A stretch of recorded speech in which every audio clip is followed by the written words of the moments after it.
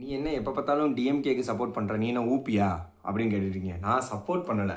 இன்னைக்கு நிலைமையில் தேர்தல் எப்படி இருக்குது, தேர்தல் பிரச்சாரம் என்ன பண்ணிட்டு இருக்காங்க, அதை தான் சொல்கிறோம். யார் மேலே தப்பு அதை வந்து விமர்சனம் பண்ணுறோம், அவ்வளோதான். இவங்க சைடு தப்புனா நம்ம பண்ண தான் போகிறோம். இன்றைக்கி அதான் செய்ய போகிறோம். நீ ஊப்பியான்னு கேள்வி கேட்டுகிட்டே இருக்கீங்க. நான் அதுக்கு இன்றைக்கி பதில் சொல்கிறேன். நான் ஊபி இல்லை, யாரும் இல்லை, எந்த ஒரு கட்சி பின்னணியும் எனக்கு இல்லை. ஏன்னா இன்றைக்கி மணச்சநல்லூர் திமுக எம்எல்ஏ கதிரவன் என்ன சொல்லியிருக்காருன்னா, அந்த ஏரியில் உள்ள தண்ணியை கேட்ட மக்களுக்கு வந்து இழிவாக லூசுன்னு பேசுங்க. யாரையா லூசுன்ற? உனக்கு ஓட்டு போட்டவனா லூஸா? தப்பாக பேசுனீங்கன்னா அவங்களும் தப்பாக தான் பதில் சொல்லுவாங்க. ஒரு நாகரிகமான அரசியல் தான் எல்லாருமே விரும்புகிறாங்க. நாகரிகத்தோடு பேசினா எல்லாருமே அதுக்கு தக்க பதில் வந்து சொல்லுவாங்க.